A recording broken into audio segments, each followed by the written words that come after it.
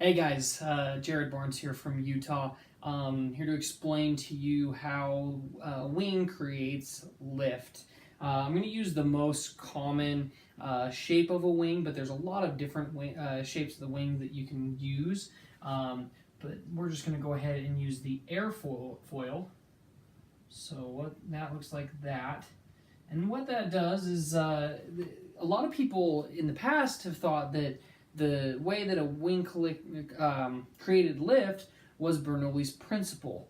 And I'll tell you why that's true and untrue here in just a second. So Bernoulli's principle basically said that air would hit the wing and the bottom would go down and the top would go up and it would split the air. Well, Bernoulli's principle said that when that happened, the air had to meet at the end point at the same time. So the air on the top of the wing, because there's more surface area on the top of the wing, it would have to travel faster. And it does indeed travel faster. What that does when that happens is it creates areas of high pressure and low pressure, which creates lift. Now that is still true, that still does work. The only thing that's not correct about that is that the air does not actually meet at the same time at the back of the wing.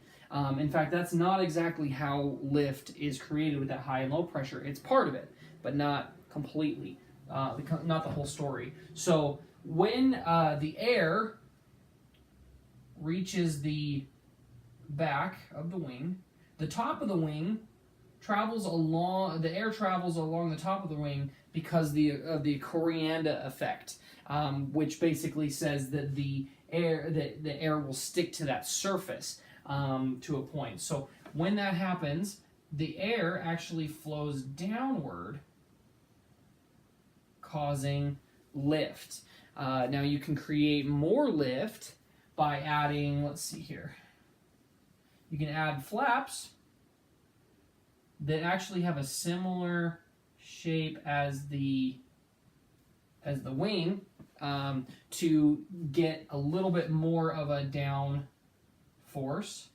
That also acts as a way to slow down the plane, but that creates more lift so that the wing can have a little bit more, basically get more lift at slower speeds. Now, another way that you can create lift is by increasing the angle of attack, which this does. Now, the angle of attack basically says that from this point to this point, or with the flaps, this point to this point, and then you've got the air on this side, so that creates an angle, and the angle is the angle of attack. Now, when you increase the angle of attack too much, that's going to cause the air to disrupt on the top of the wing, and it's going to cause a stall.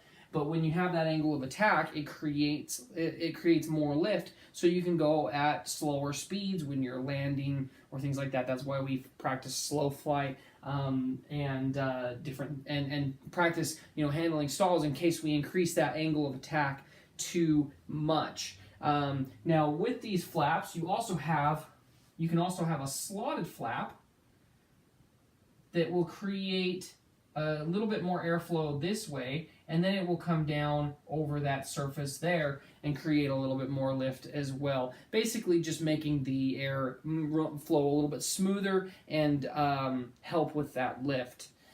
Thank you so much. I've learned a lot from this course, and I'm really excited to solo soon. I'm doing that on Wednesday, so thank you so much, and I hope you guys have a great evening.